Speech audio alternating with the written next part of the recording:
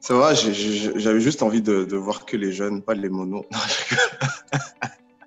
Parce qu'aujourd'hui, j'ai vraiment à cœur de parler vraiment.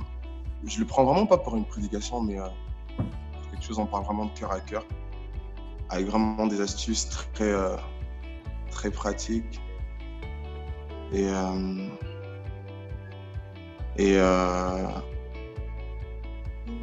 et des choses qui vont vraiment nous aider à avancer, à grandir avec Dieu, tout simplement, et vraiment avec un langage terre à terre, avec comment on en parle.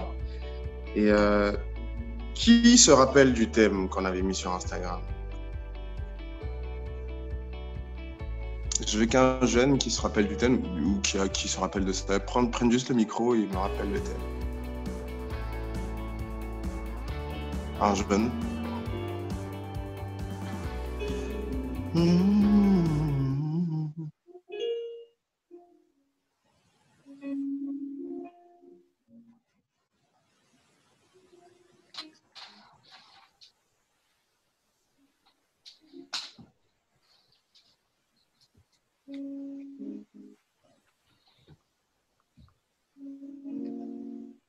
J'ai pas le nom exact, mais j'ai l'idée, j'ai le thème. Je pense que c'est genre laisser Dieu agir complètement dans sa vie. Ouais. Le laisser la première place, lui laisser la première place. C'est pas ça exactement, mais je sais que c'est ça l'idée. Oui, l'idée est là, je trouve. Ouais. Qui encore? Ouais, en tout cas, l'idée était là. T'étais pas à côté de la plaque. Hein. Qui encore peut me dire le thème exact? Shana? Non, pas Rachel. J'ai pas dit moi, j'ai dit Shana. Tu voyais pas Shana lever la main? Non, mais tout le monde peut parler parce que j'ai du mal à voir. Shana. Bah, celui qui lève la main peut parler. Ok. Donc, c'était pas Dieu dans notre quotidien ou un truc ainsi? Non. Non.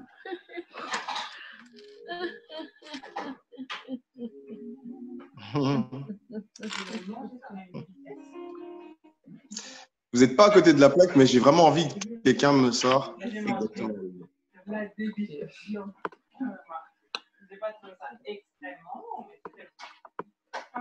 Personne? Non?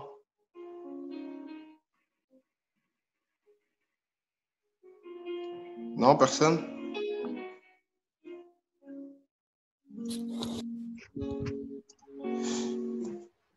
Personne. J'ai triché. Enfin, c'est pas vraiment de la triche, mais je suis partie voir. Je peux dire ou je peux dire? Ouais, tu peux. Ok, faire de l'espace pour Dieu et vivre totalement pour lui. Ah ben, ça, c'est vraiment de la triche. Là, c'est bon. Ouais, c'est exactement ça. Alors, j'aimerais vraiment parler de ce thème, de ce truc qui, en étant jeune, en étant dans ce monde et dans tout ce qu'on traverse, dans tout ce qu'on voit, dans tout ce qu'on peut voir quotidiennement. Et je veux vraiment parler quotidiennement. Et en étant même jeune, qui sert Dieu, qui est dans le ministère, qui se prépare encore, qui fait des études pour embrasser d'autres responsabilités, je vais vraiment parler des choses qui, moi, m'ont empêché, qui m'empêchent même parfois de totalement me consacrer à Dieu. Et les choses que j'ai fait ou les choses que d'autres personnes qui servent Dieu font, tout simplement, pour avancer dans leur relation avec Dieu ou aller même plus loin avec Dieu. Et j'ai vraiment la ferme conviction dans mon cœur. Je sais pas, les monos, j'ai l'impression de vous entendre parfois. Vos micros sont allumés. Et je crois vraiment que Dieu a un plan pour tout un chacun de vous, pour votre futur. Et il prévoit réellement de faire des choses. Et la seule chose pour que ça s'accomplisse, c'est de vivre vraiment totalement pour lui. Et je sais que c'est hyper dur et c'est pas évident avec le monde dans lequel on vit. Je suis là-dedans, je suis sur Instagram, Facebook, toutes les choses. Et il y a tout qui est mis en place pour qu'on puisse être distrait. Il y a tout qui est mis en place, il y a toutes les choses qui sont là, juste pour que notre focus, on est même parfois occupé avec le travail, avec toutes les choses du quotidien, qui font en sorte que on puisse pas être totalement consacré à Dieu. Et alors aujourd'hui, je vais vraiment parler de ce thème et me baser sur un texte que tout le monde connaît. Et le premier point, je parlerai de pourquoi faire de l'espace pour Dieu. D'accord? Et faire de l'espace pour Dieu, premièrement, je le décris vraiment pour juste le faire entrer dans notre quotidien. Si pour ceux qui écrivent, le premier point, je parle de pourquoi faire de l'espace pour Dieu. Et faire l'espace pour Dieu, je l'ai défini juste, le faire rentrer dans mon quotidien. Et on va prendre le passage de Matthieu 6, 33. Et j'aimerais bien que quelqu'un lise, si quelqu'un peut bien lire ce passage. Et si vous me suivez, si tout le monde est là, tout le monde est avec moi, ça va? Yes. Ok, quelqu'un peut lire Matthieu 6, 33?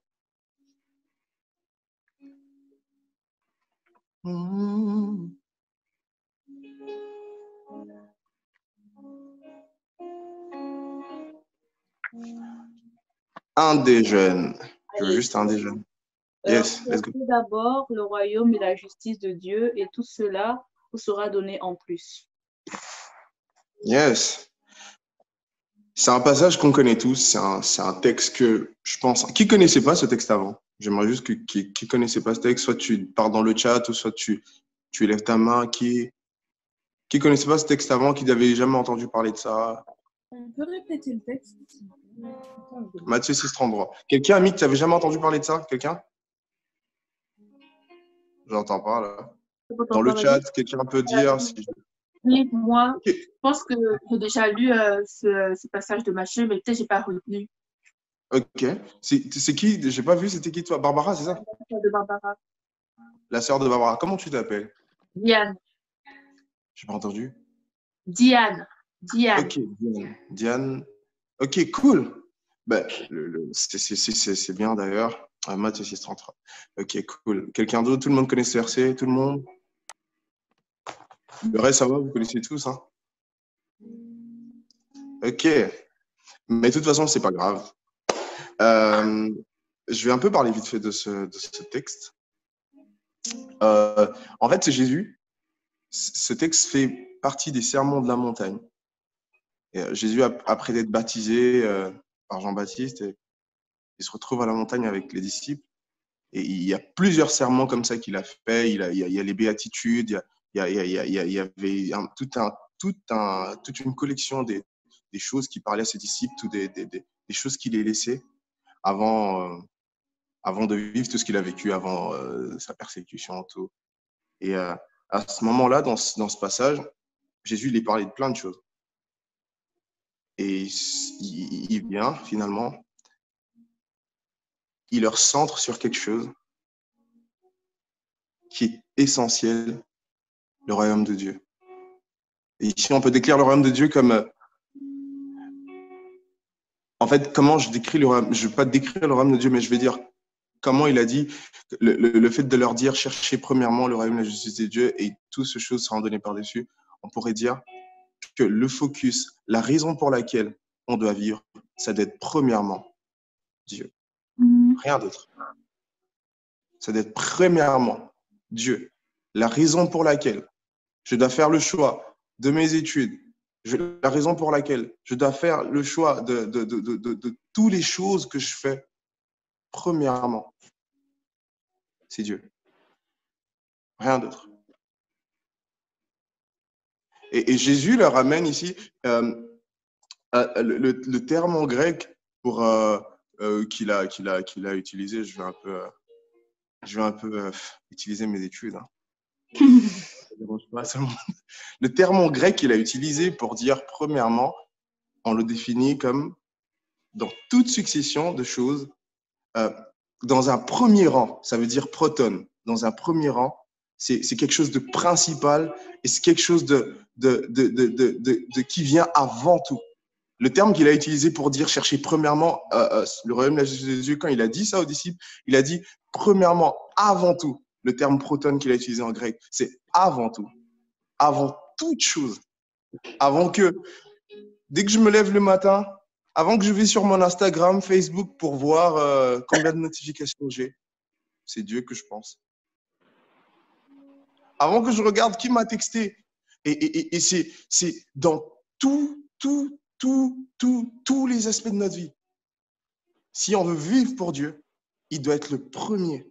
Et même pas dans la théorie, pas juste parce qu'on dit Dieu doit être le premier, Dieu doit être truc, mais Dieu doit être le premier, il doit être au premier rang. Et ouais, j'aime bien la définition en grec. Il doit être au premier rang. Au premier rang, genre vraiment le premier. Et faire de l'espace ici, ça requiert parfois à enlever d'autres choses qui l'empêchent, lui, Dieu, à être Dieu. Un autre point, faire de l'espace requiert à enlever des choses qui lui l'empêchent d'être Dieu dans notre vie. Pour ceux qui écrivent, faire de l'espace, je répète, un autre point, je crois que c'est le deuxième point, faire de l'espace requiert à enlever des choses ou des habitudes qui lui empêchent d'être Dieu dans notre vie. Et il y a un ami une fois qui me parlait, qui me disait, Dieu est un gentleman. C'est qu'il force personne. Quand il vient vers la personne, c'est à toi de t'ouvrir à lui. À aucun moment, il va te demander, il va te forcer, il va te truc. Il crée même l'homme dans le jardin d'Éden, c'est lui. Il pense, c'est lui-même l'auteur de créer l'humain, c'est lui l'auteur de créer l'homme, c'est lui-même qui a décidé même de le faire. L'homme ne l'avait même pas consulté. Il le crée et il lui donne même le choix. Il lui donne le choix de choisir ce qu'il voulait faire, ce qu'il voulait. Il met l'arbre là. Et Dieu laisse à l'homme de faire. Il t'interdit, mais il te laisse quand même là. Donc, quand il y a quelque chose là, on t'interdit, mais si tu n'as pas un bon sens, si tu es un rebelle, tu peux faire la chose même si on t'interdit. Et dans les Écritures, il y a un texte qui dit je te donne, il y a deux chemins. Je te dis de choisir la vérité. Mais il te laisse deux chemins. Dieu ne force personne. Mais la seule chose, si tu as envie de vivre totalement pour Dieu, ça te demandera. Ça va être peut-être dur hein, d'abandonner certaines fréquentations. Si vraiment tu veux grandir avec Dieu, peu importe dans le niveau où tu es, ça te demandera d'abandonner certaines fréquentations. De supprimer même certains numéros. De plus répondre à certains appels. Parce que faire de l'espace requiert à enlever des choses qui nous empêchent à installer la chose qu'on a envie de mettre. C'est comme si je suis dans une pièce, je vais faire un déménagement, il y a plein d'histoires là qui sont là, etc. Et j'ai envie de placer un canapé, par exemple. Il y a des cartons. Ce que je vais faire, je vais enlever les cartons et je mets le canapé. Si je viens, je mets juste le canapé sur les cartons, ça sera du désordre. Avant,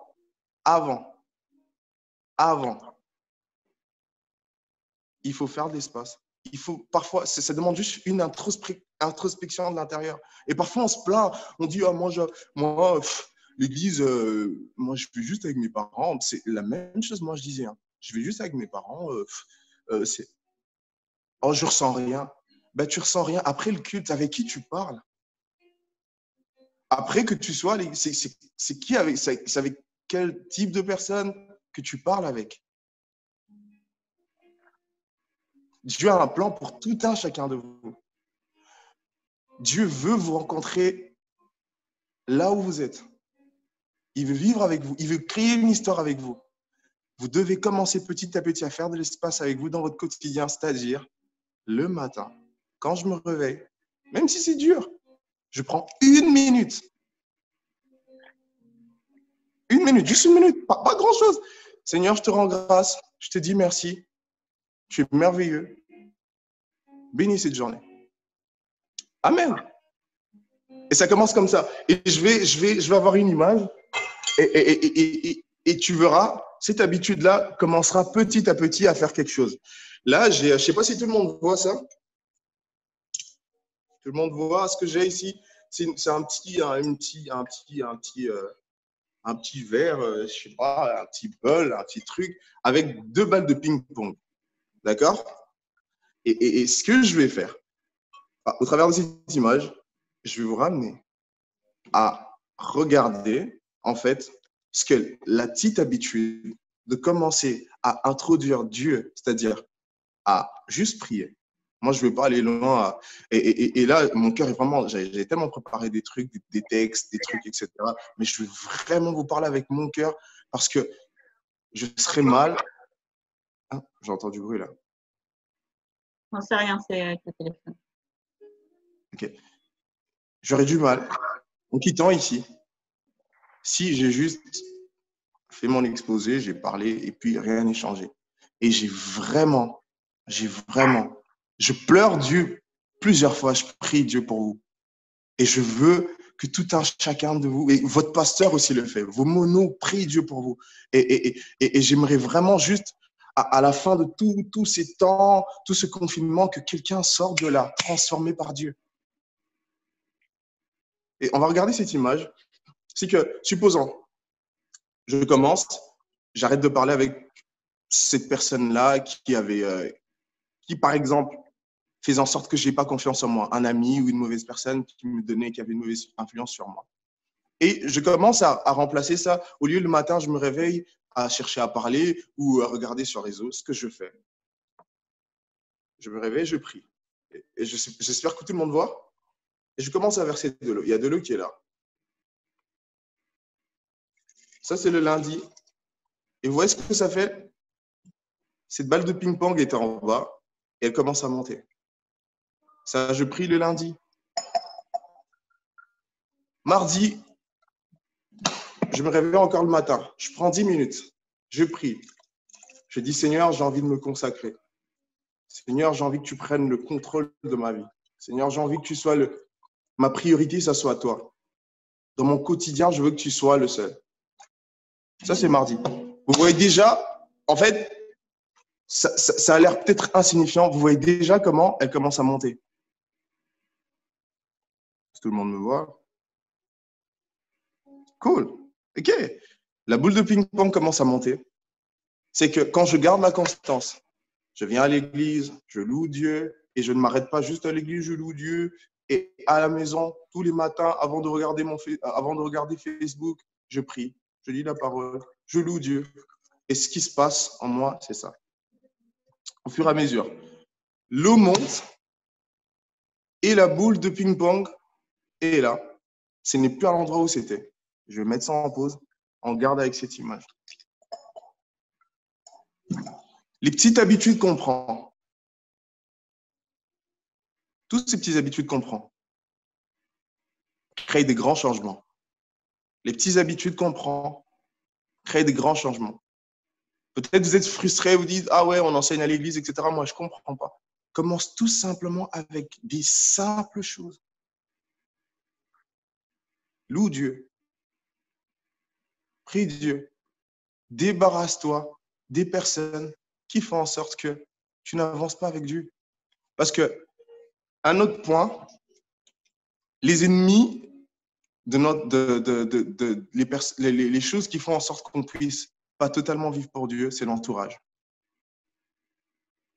Quand j'ai commencé à suivre Dieu, j'ai été obligé de me débarrasser des gens. Ça m'a coûté même mon frère. Mon frère, il a un appartement, il vit. Je ne le côtoie plus. Pas méchamment, parce que je sais que c'est un danger pour moi. Dans les Écritures, on dit quoi? Si ta main gauche est une occasion de chute pour toi, tu coupes ça. Mon frère, il a un appartement, ça fait 3 ans. Je suis allé que 2 fois ou 1 fois. Parce que je sais que si je vais là-bas, j'ai pas de sentiment de famille, c'est pas mauvais, je l'aime beaucoup. On se voit toujours à Noël, je prie pour lui, je l'appelle au téléphone régulièrement. Mais je vais pas chez lui parce que je sais que les amis qui vivent avec lui sont une mauvaise influence pour moi. Pour moi, faire de l'espace pour Dieu dans ma vie, arrêter ça. C'est peut-être dur, c'est peut-être pas évident, mais je ne vais pas là-bas, tout simplement, pas par complaisance. Parce que je sais, à chaque fois que je vais là-bas, je suis influencé d'un mauvais truc. Et je ne parle pas de quelque chose dans la vie, je parle de moi. Moi, Je ne vais pas chez mon frère. Je l'aime beaucoup. Je l'appelle, je prie pour lui. Dans les fêtes, je suis toujours là. Et, quand il a besoin de moi, vraiment, je viens et à tout moment. Mais comme je sais que cet endroit-là est un danger pour moi, bah, j'y vais pas. J'y vais pas. Comme je sais que le fait d'aller chez lui, ça va faire en sorte que je vais entendre des choses qui sont impures pour moi, qui ne sont pas bien, j'y vais pas. On doit se débarrasser de toutes ces choses-là. Rappelez-vous, dans l'autre point, j'ai dit faire de l'espace, requiert, enlever des choses. Dieu vient s'imposer dans ma vie, ça fait en sorte que je m'éloigne des personnes qui m'empêchent d'avancer avec Dieu. Et j'ai vraiment envie de parler un langage terre à terre pour que tout le monde comprenne. Pour que vous compreniez tous. Faire de l'espace pour Dieu requiert à faire je dirais faire des compromis, mais enlever des choses, même si ça va te faire du mal. Tu ne peux pas avancer avec Dieu dans un milieu des personnes qui parlent que de l'immoralité. Ça n'a aucun sens. Tu ne peux pas avancer avec Dieu dans un milieu des gens qui font critiquer d'autres personnes. Non. Tu ne peux pas aller loin, ressentir la présence de Dieu avec des gens qui… Parfois, le problème, c'est toujours pas toi. Hein. Tu es un être humain et quand tu écoutes toujours des choses qui t'influencent dans le mal, et c'est normal, tu tombes mal. Et je prie vraiment de tout mon cœur, que vous compreniez ça. Parce que Dieu veut vraiment faire quelque chose avec vous. Et Dieu veut vraiment que vous viviez pour lui. Et ici, quand il dit premièrement, en premier rang, ça doit être Dieu dans votre vie. En premier lieu, ça doit être Dieu dans votre vie. À chaque instant, ça doit être Dieu.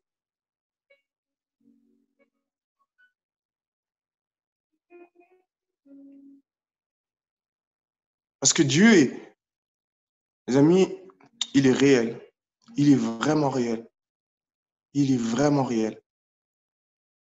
Il est vraiment réel. Je vais continuer avec mon image.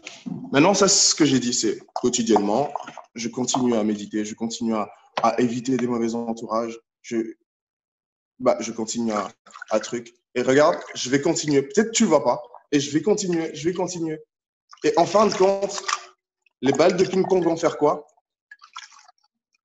Quand je vais continuer, elles vont monter à l'espace, elles vont faire surface. Elles ne feront plus toutes ces choses qui m'empêchaient à vivre pour Dieu. Elles ne seront plus là. Parce que je vais persévérer dans la prière, parce que je vais persévérer à chercher Dieu, parce que je vais les 30 secondes, les 1 minute que je passe, je vais continuer à le faire tous les jours. Même quand je suis fatigué, juste, Seigneur, je te donne tout mon cœur. Ce qui va se passer, ça sera ça. Dieu sera totalement dans ta vie. Juste avec les petites habitudes. Juste avec les petits trucs. Éviter les mauvaises compagnies. Le matin, quand je me réveille, avant de regarder Facebook, je cherche même à ouvrir ma Bible, juste à prendre un verset à lire et à commencer ma journée. Le soir, avant de dormir, je remets le temps à Dieu. Et le lendemain matin, la même chose. Et je vous challenge à faire ça. Juste faire ça. Tout simplement. Tout simplement faire ça. Et vous verrez ce que ça va ressembler votre vie. Ça va tout le monde avec moi? Vous avez bien compris l'illustration que j'ai faite? Eh les gars, je vous aime vraiment beaucoup et je veux vraiment, vraiment, vraiment, vraiment que vous viviez avec Dieu. C'est la meilleure chose qu'on peut avoir sur Terre. C'est la meilleure chose. C'est la meilleure chose.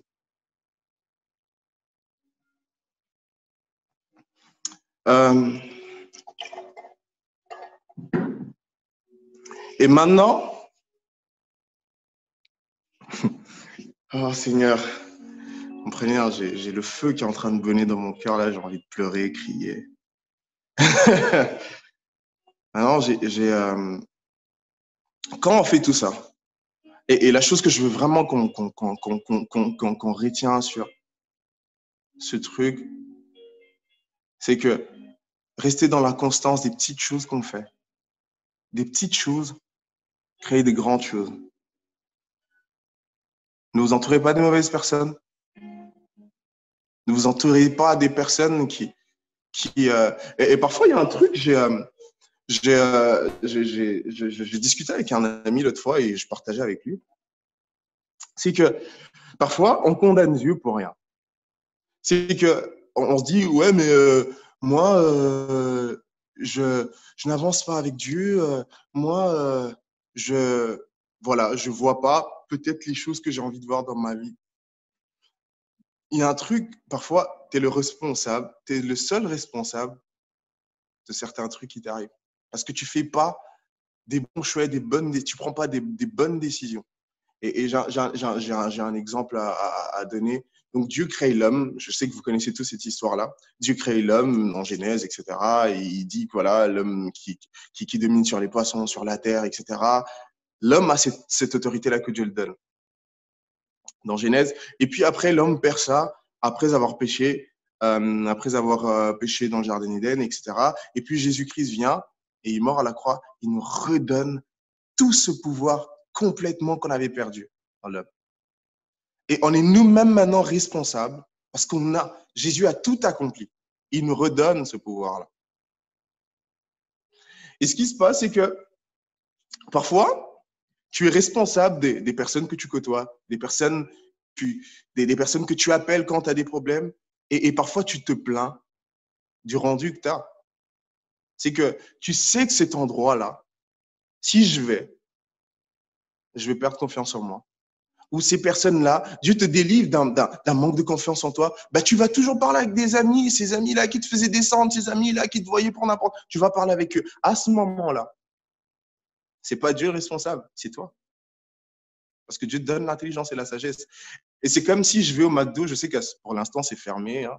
Team McDonald's, Team Quick. Pour l'instant, je vais au McDo, je vais à la caisse, je demande à la personne qui vend, je lui dis, je veux un cheeseburger et un milkshake. Et la personne me donne de l'eau et du coca. Est-ce que je vais dire, bon, écoute, moi, il faut m'appeler maintenant McDonald's, j'ai envie de parler avec lui. Non. Je vais dire, je vais voir le manager de cet endroit. Et je vais parler avec ce manager-là. Tu es le manager de ta vie. C'est Dieu qui est le patron, mais tu gères les personnes avec qui tu dois parler. Tu gères les personnes avec qui tu dois te confier. Tu gères les personnes avec qui tu dois marcher. Et ça va définir où même tu vas aller avec Dieu. Et j'aimerais vraiment, vraiment que vous gardez ça dans vos cœurs. Faire de l'espace, ça requiert enlever des choses et à commencer toutes ces petites bonnes habitudes, à passer du temps avec Dieu. 1 minute le matin, 1 minute le soir, à lire. Pas de pression, rien d'autre. Et vous verrez ce que Dieu ferait de votre vie. N'oubliez pas de cette image que j'ai faite. Il n'y a plus de balles de ping-pong à l'intérieur. Il n'y a plus, parce que j'ai persisté dans ma marche. J'ai persisté à continuer à mettre l'eau, c'est la prière, c'est l'Esprit de Dieu, parce que je continue avec cette habitude de prier, je continue cette habitude de chercher la face de Dieu, même si c'est pas trop, mais au début, on voit pas, au début, il y a toujours cette balle de ping-pong. Et parfois, ce qui se passe avec nous, c'est qu'on s'arrête juste au début. Et pourtant, si tu persistes, tu pries lundi, tu pries truc, tu ressens rien. Continue, persévère. C'est dans la persévérance qu'on arrive jusqu'au bout.